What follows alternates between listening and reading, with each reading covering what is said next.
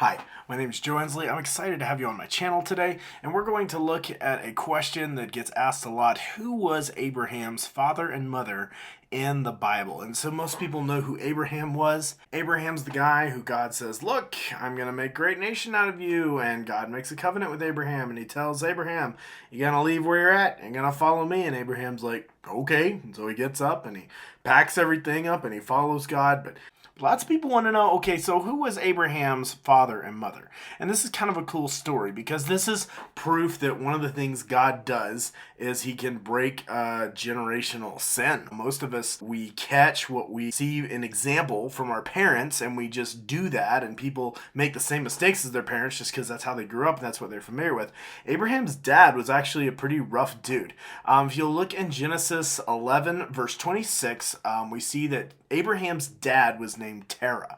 Also, that's spelled Tarak in Chronicles, or I guess technically it's Hebrew, so I should say Tarak, I suppose.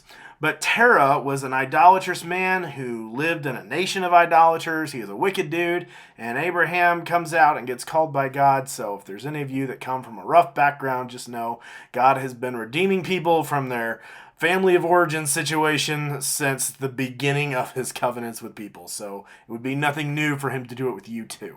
So it's pretty cool how God works in Abraham's life. Obviously, his dad was not following the Lord, but Abraham did. Another question people ask is like, okay, well, that's Abraham's dad. Who is his mom? And here's the crazy one. I went to go look this up, right? You can't find out who Abraham's mom was. The Bible doesn't tell us. Now, I'm going to tell you about a little more research I did, and I have a good guess of who his mom was. But one question we should ask ourselves is, if the Bible doesn't tell us, are we prioritizing something the Bible doesn't want us to prioritize? Am I spending time on things God doesn't want me spending time on if he doesn't tell me? But fortunately, I didn't have to spend a lot of time, and I think God is cool with it. But there are wise people in the Jewish tradition, historians outside of inspired biblical canon that record events, and there's a lot of chatter amongst specifically Jewish historians, also people called the sages of the Talmud, which starts to get mystical and weird, so please don't go down a trail because Joe told me about the sages of Talmud. Don't do that. But anyway, people say her name, and let me make sure I get this right. Amathlai. Amathlai? Amathlai? I don't know. It's written there. You can figure it out for yourself. But there's several sources that say they think this was Terah's wife, or Tarak's wife, who was Abraham's mom. So Abraham's dad and mom was Terah and Amathlai. They were heathens, pagans. They did not serve God. The only reference to Abraham's mother in the Bible is when he tells Pharaoh. So he's pulled this con on Pharaoh, and he said, oh, she's just my sister, so yeah, please don't kill me so you can be her husband.